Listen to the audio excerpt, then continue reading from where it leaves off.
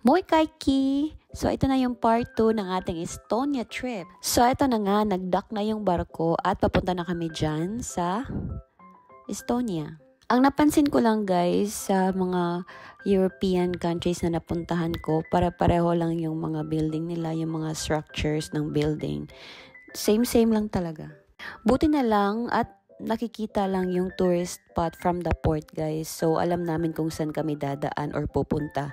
Unlike kasi nung nagpunta kaming Sweden, sasakay ka pa talaga ng train going to the center ng Sweden. Malayo talaga siya. For me, challenging siya kasi hindi nga ako sanay sumakay dito ng train sa Finland kasi more on bus kami.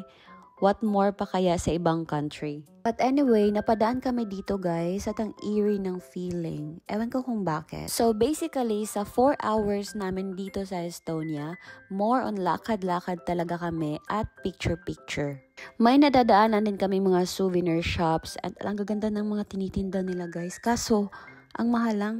So, yung ginagawa namin, since hindi namin talaga kabisado yung daan, sumusunod na lang kami kung saan may mga tao. At sobrang init talaga sa tali ng time na yan, guys. Talagang naubos yung lakas namin sa paglalakad at sa init ng panahon. At finally, nakarating na rin kami sa viewing deck. Dito matatanaw mo talaga ang buong Estonia. Charing, hindi ko alam. I'm not sure guys kung ito na ba talaga yung viewing deck nila dito. Or meron pa silang yung mas malinaw or makikita talaga yung buong Estonia. But anyway, maganda din naman dito. At dito na kami nagstay, hindi na kami naghanap ng iba kasi nga pagod na kami guys. So ayan, after 1 to sawang picture guys, bumaba na kami at meron palang shortcut dito. Hindi namin to nakita. But anyway, naghanap lang kami ng souvenir shop at bumili-bili ng mga anik-anik. Yung nabili ko pala guys is yung as usual na keychain. And then binilhan ko din yung asawa ko ng parang Swiss knife. Something like that. At saka yung mother-in-law ko ng thimble kasi nagko-collect siya nun. So after namin sa souvenir shop, nagpunta lang kaming parang 7-Eleven or our kiosk sa atin sa Finland. And then bumili lang kami ng tubig guys kasi uhaw na kami. Hindi na kami bumili ng pagkain or kumain talaga sa Estonia kasi nga busog pa kami guys from the buffet na kinain namin kanina sa brunch. Diyan pabalik na kami sa port kasi nga tingnan nyo naman yung panahon guys, parang uulan. So ayan, nag-freshen up lang kami and then hinanap na namin yung gate namin. As you can see, hindi kayo mawawala talaga kasi andyan lang yan.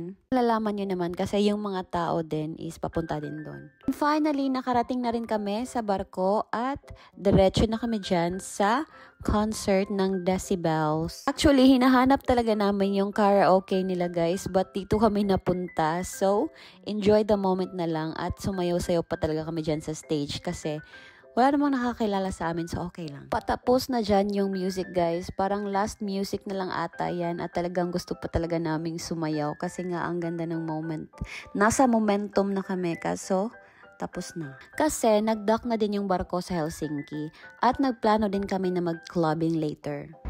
Andito na kami ngayon sa Helsinki. It's already 8 p.m. Mga 8:30 na. At homeless kami. Kasi yung last bus is around 8:30 din. Pero andito andito pa kami sa Ministry of Hindi namin alam anong gagawin namin. Pero trip namin mag bar hopping. Oh, bar hopping ang madam. Hindi kami uwi kasi wala nang train.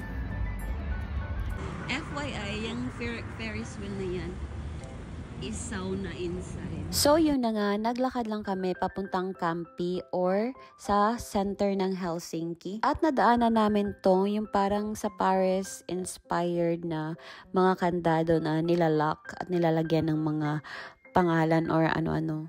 At nag-sideline na din kaming manguha ng mga empty cans at empty bottles dito sa Helsinki. Kasi marami dito guys. At finally, nakarating na din kami dito sa Kamppi. At sa sobrang pagod namin, napagdesisyonan na lang namin na umuwi na lang at mag-taxi kahit mahal yung taxi guys. So, nakipag-negotiate pa yung mga kasama ko dito kasi medyo mahal yung hingi ng taxi driver. Kasi nga malayo din yung Lovisa. But anyway, nakahanap na din kami ng driver na nagbabase talaga sa metro yung babayaran namin. Ang bait pa niya guys kasi pinakunat niya kami sa Bluetooth para makapag-sound trip kami sa biyahe. So, yun na muna guys. Thank you so much for watching and see you on my next video. Bye!